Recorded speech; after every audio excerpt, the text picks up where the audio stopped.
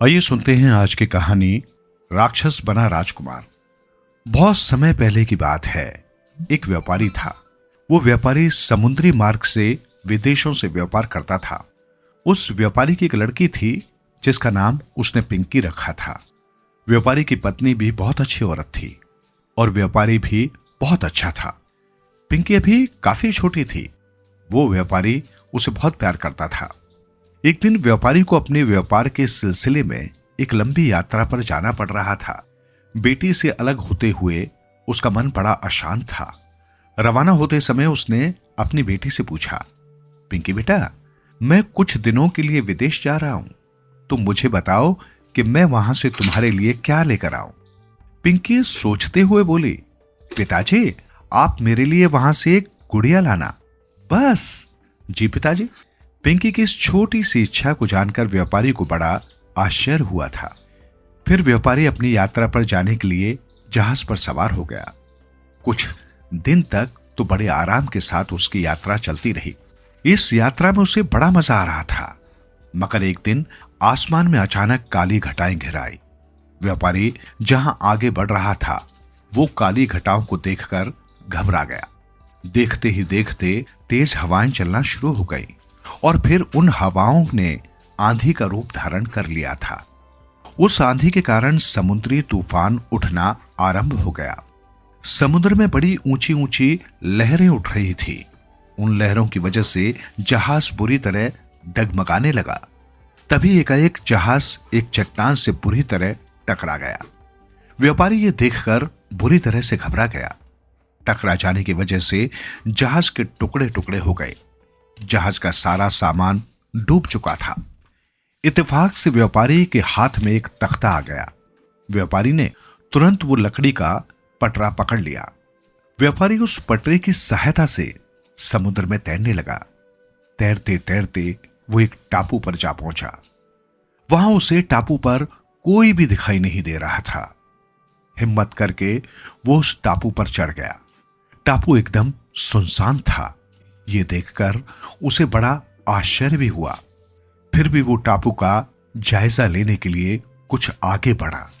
काफी दूर तक उसे कोई नहीं मिला।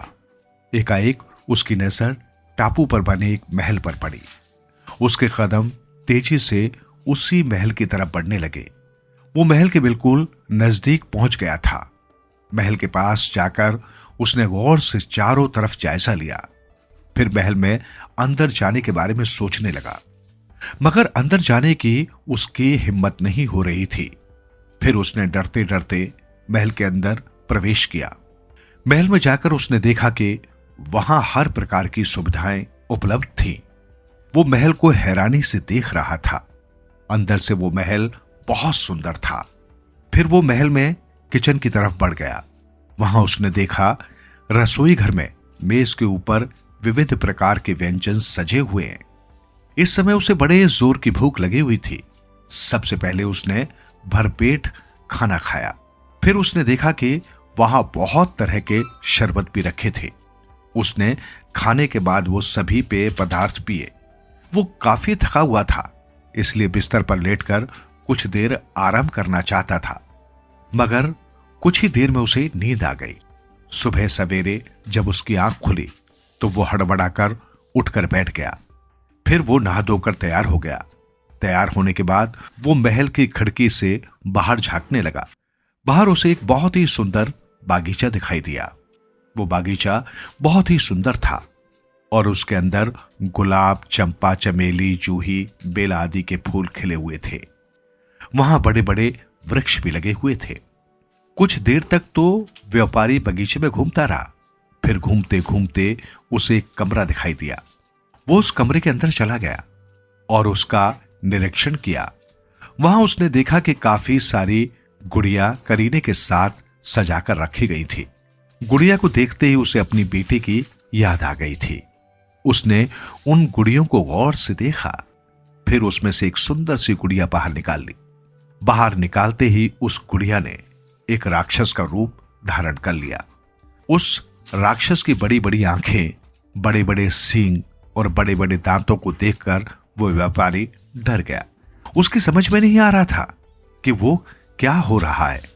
राक्षस ने कहा, अरे बेवकूफ, गुड़िया लेकर तूने बहुत बड़ा अपराध किया है। तुझे इस महल और बगीचे में आने का अधिकार नहीं है। मुझे माफ कर दो, मैं अनजाने में यहां आ गया हूं, व्यापारी ने डरते डरते बताया। अब मैं तुझे खा जाऊंगा, अपनी गलती की सजा भुगतने को तैयार हो जा। राक्षस जी, गुड़िया तो मैंने अपनी बेटी के लिए ली थी, उसने बताया। कौन सी बेटी? मेरी बेटी पिंकी, उसने बताया।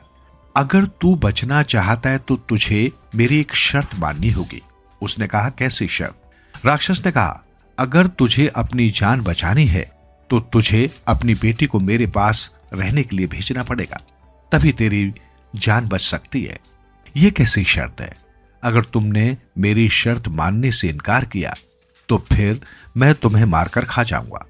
राक्षस की शर्त सुनने के बाद व्यापारी बहुत परेशान हो गया। उसकी समझ में नहीं आ रहा था कि वो क्या करे। अब उसके सामने राक्षस की बात मानने के अलावा दूसरा कोई चारा भी तो दिखाई नहीं दे रहा था। क्या सोच रहा है? राक्षस ने पूछा।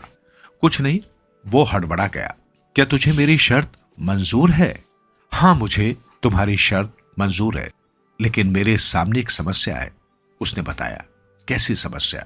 मैं यहां पिंकी को कैसे भेजूंगा? वो अकेली यहां नहीं आ सकती, उसने बताया। तुम इसकी चिंता मत करो, मैं तुम्हें एक जादुई कुर्सी दूंगा।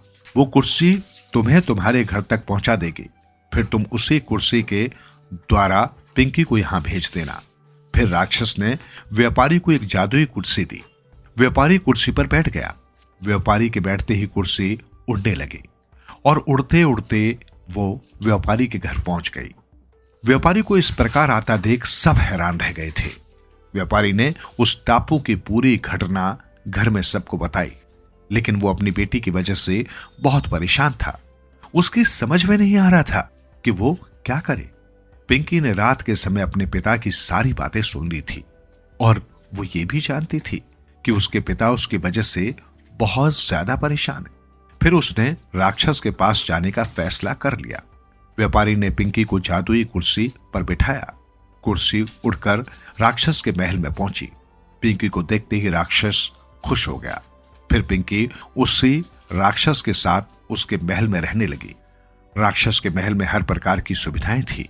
पिंकी राक्षस के साथ बड़े प्यार से रहती थी, उसकी पूरी देखभाल करती थी। इस प्रकार उसने राक्षस का पूरा विश्वास प्राप्त कर लिया था। पिंकी भी राक्षस के साथ खुशी खुशी रहती। वो उसे हर प्रकार से खुश रखता था।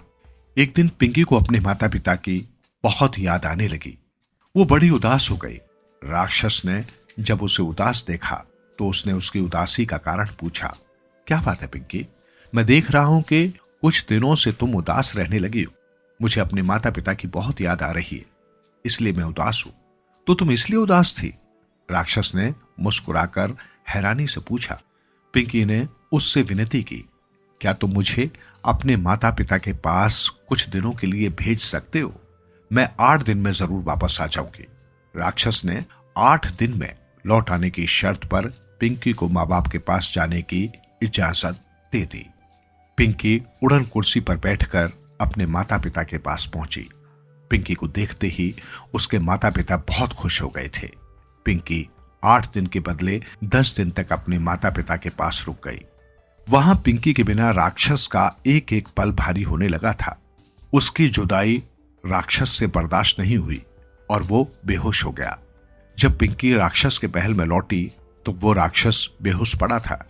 पिंकी ये देखकर रोने लगी। तभी वहां एक परी आई और उसने पिंकी से कहा, पिंकी, तेरे आंसू इस राक्षस पर गिरेंगे तो चमत्कार होगा। पिंकी राक्षस के पास गई। उसके आंसू राक्षस के शरीर पर गिरने लगे। तभी राक्षस ने अपनी आंखें खोल दी। अब वो एक सुंदर राजकुमार बन चुका था। उसके शाप का अब अंत हो चुका था। राजकुमार और पिंकी जहाज में बैठकर पिंकी के घर आ गए। उन्हें देखकर उसके माता पिता बहुत खुश हुए। पिंकी ने जब अपने माता पिता को पूरी बात बताई तो वो बहुत खुश हुए और उन्होंने दोनों का विवाह कर दिया।